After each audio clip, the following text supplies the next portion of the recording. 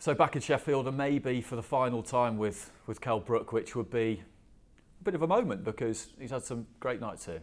Yeah, he's had a long career. I remember our first fight with him at the Hillsborough Leisure Centre in front of about 1,100 packed it was, and bringing him to the arena, which was a big move at the time against Matthew Hatton. We sold 8,000 tickets and hasn't looked back really. Some great fights for Kell here.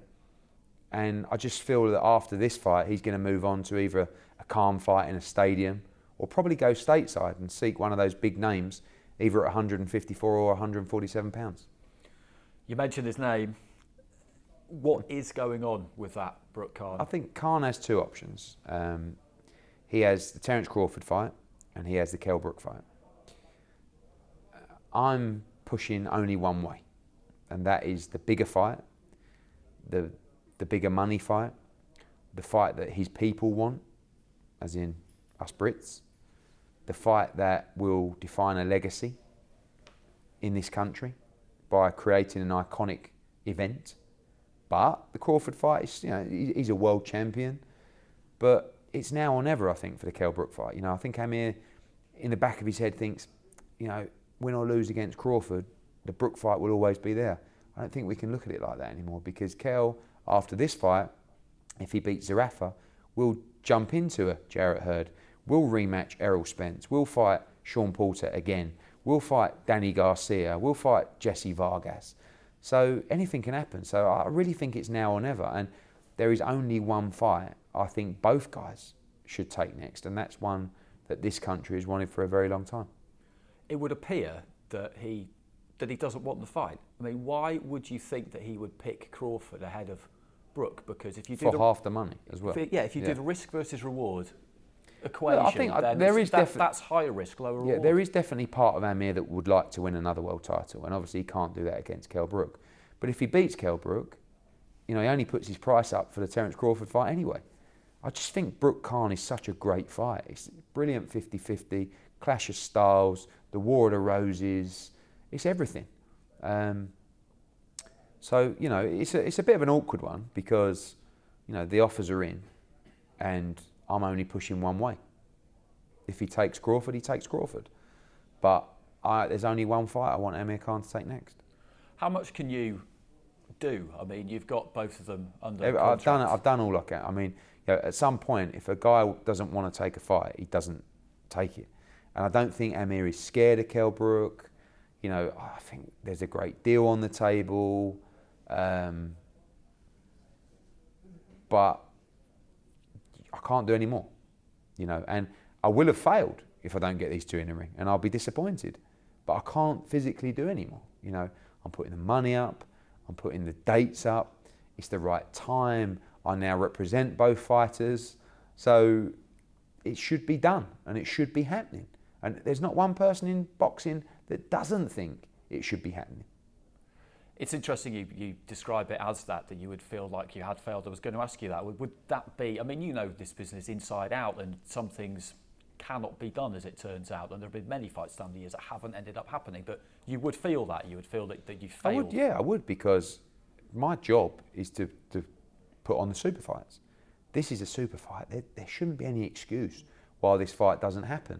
But ultimately, if I can't get it over the line, I can't get it over the line. And sometimes that's down to either me not putting the right deal up, which I completely disagree with and actually, I don't even think it's necessarily about the money. The money's there. The money it's big enough for everybody in this pot. But it's not a job where you sort of reflect over weeks and months and years about a fight that's fallen through, and you get down in the dumps and you think you failed because the next one is Joshua Wilder or Joshua Fury, and you make another big fight, or Usyk Bellew, and then all of a sudden you've kind of forgot about the one that slipped through the net. But I just feel like it frustrates me that we can't make this fight, because it shouldn't be that difficult.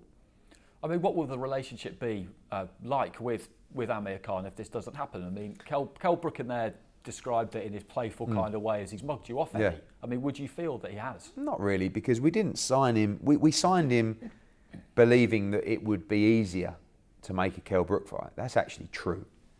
I didn't sign him thinking we definitely had the fight in the bag. Amir's going to take the fight he wants to take.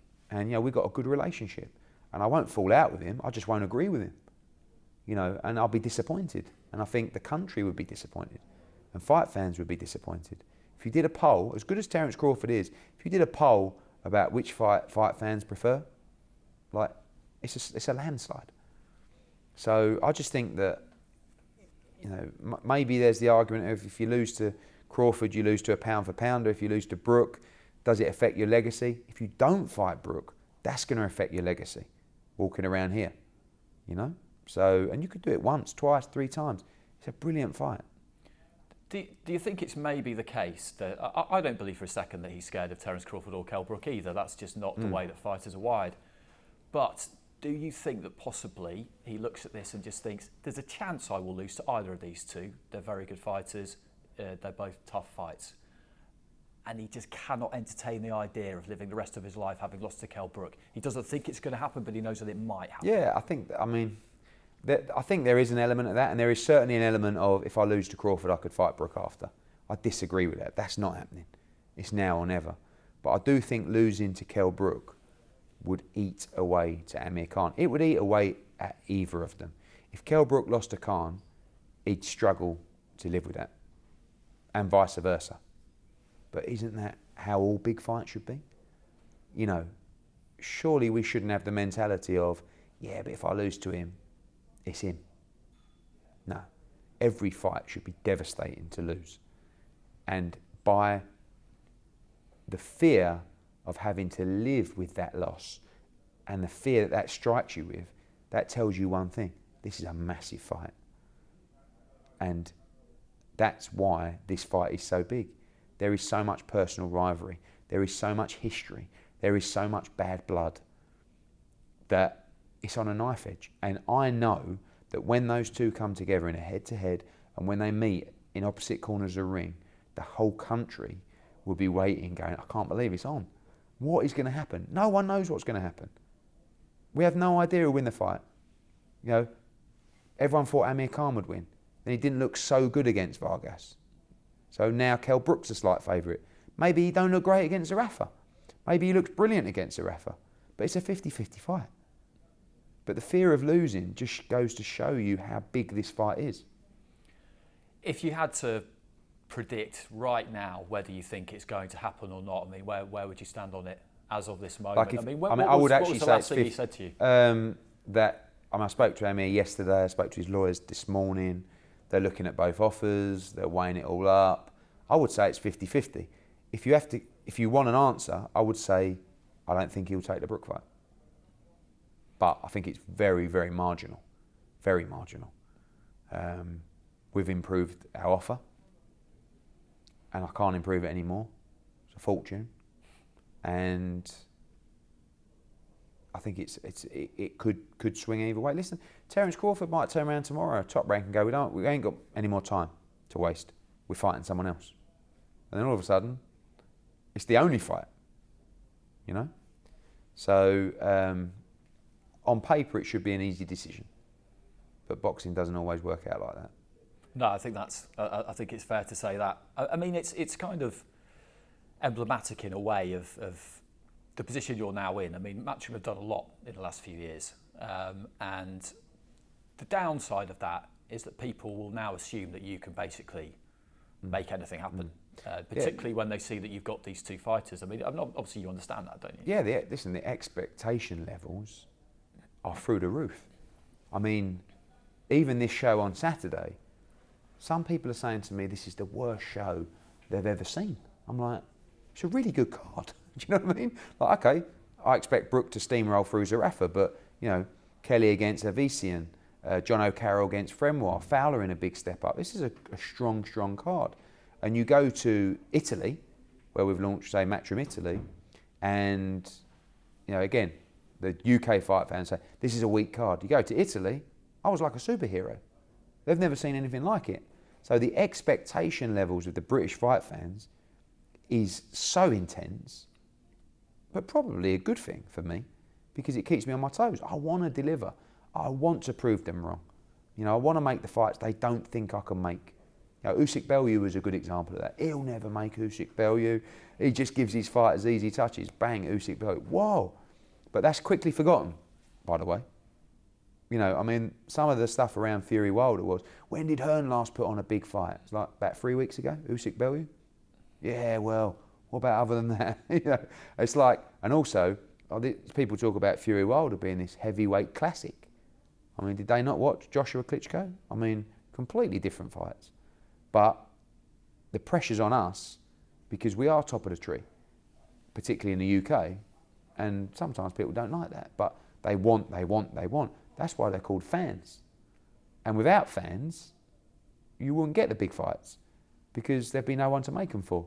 And the fans are the people that are buying the tickets, that are buying the pay-per-views, that are spending the time debating the sport on social media, making it more visible, making it more talked about. So we have to do what they want. Don't always agree with them, and they certainly won't always agree with me.